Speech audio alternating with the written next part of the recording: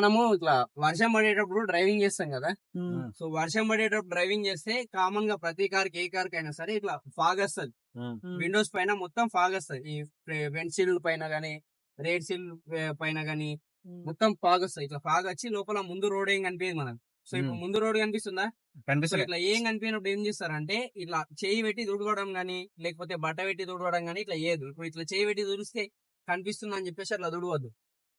Okay, AC on చేసుకొని AC fan వేసుకొని ఈ ఏసీ డైరెక్షన్ అనేది విండ్సిల్ దగ్గర పెట్టాలా. ఇక్కడ ఇది ఉందా? సో ఈ పాయింట్ దగ్గర ఇక్కడ డైరెక్షన్ ఇక్కడ పెట్టుకుంటే మనకి ఏసీ వచ్చే గాలి అంతా ఇక్కడ వస్తుంది. ముందు ఎక్కడ గ్లాస్ దగ్గర వస్తుంది. ఈ గ్లాస్ దగ్గర వచ్చినప్పుడు ఏమవుతుంది అంటే ఇదంతా ఇప్పుడు ఫాగ్ ఉంది కదా. సో ఇది వేసినప్పుడు మనం చాలా సేపు నుంచి పెట్టినాం కదా, కొంచెం స్లోగా క్లియర్ అవుతుంది. సో రన్నింగ్ లో అయితే స్పీడ్ గా క్లియర్ అయిపోతుంది. ఎప్పుడైనా సరే ఇట్లా వేసుకొని మనకి హీటర్ అవసరం ఉంటే హీటర్ వేసుకోవచ్చు, కూలింగ్ అవసరం ఉంటే కూలింగ్ వేసుకోవచ్చు. మనం ఉన్న టెంపరేచర్ ని బట్టి కూలింగ్ అని హీటింగ్ అని పెట్టుకోవాలి. ఓకేనా? ఇప్పుడు మన వెదర్ కూల్ ఉంది అనుకో, హీట్ పెట్టుకోవాలి. ఒకవేళ మామూలుగా హీట్ అవుతుంది ఫాగ్ వస్తుంది అంటే సో కూలింగ్ పెట్టుకోవచ్చు. అర్థమైందా? మన కార్ లో ఉన్న టెంపరేచర్ ని బట్టి మనం ఇష్టం కూలింగ్ అనే పెట్టుకోవచ్చు, హీటింగ్ అనే పెట్టుకోవచ్చు. ఎట్లయినా క్లియర్ అవుతుంది. అర్థమైందా? ఈ ఏసీ అనేది ఆన్ చేసుకొని ఈ డైరెక్షన్ ఏసీ డైరెక్షన్ అనేది విండ్సిల్ దగ్గర పెట్టుకోవాలి.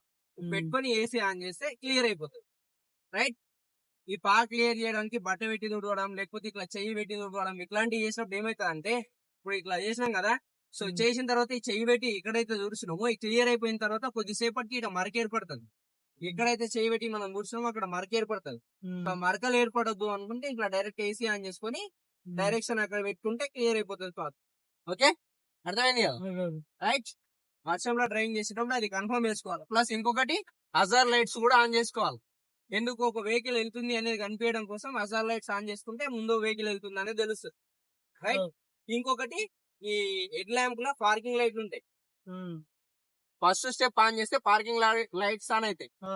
ఫస్ట్ స్టెప్ ఆన్ చేసామంటే బ్యాక్ సైడ్ బ్రేక్ లైట్ ఉంటాయి కదా, ఆ బ్రేక్ లైట్లు కూడా ఆన్ అవుతాయి. సో అవి ఆన్ అయితే మన వెనకకించి వచ్చే వాళ్ళకి కానీ ముందుకించి వచ్చే వాళ్ళకి కానీ వెహికల్ వెళ్తుంది అనేది తెలుస్తుంది. ఓకేనా? హెవీగా రెయిన్ పడేటప్పుడు ఖచ్చితంగా హజార్ లైట్స్ వేసుకోవాలి, పార్కింగ్ ఆన్ చేసుకొని వెళ్ళాలి. రైట్? అర్థమైందా? ఓకే, ఇప్పుడు ఆ కార్ వెళ్తుంది, బ్రేక్ లైట్లు కనిపిస్తున్నాయి మనకు. సో అదే ఒకవేళ మనం ఇట్లా ఆన్ చేసుకున్నాం అనుకో, డైరెక్ట్ బ్రేక్ లైట్లు కనిపిస్తాయి అన్నట్టు. నైట్ టైం లో పోయేటప్పుడు బ్రేక్ లైట్ ఎట్లా కనిపిస్తాయి, ఇప్పుడు అట్లా కనిపిస్తాయి. రైట్?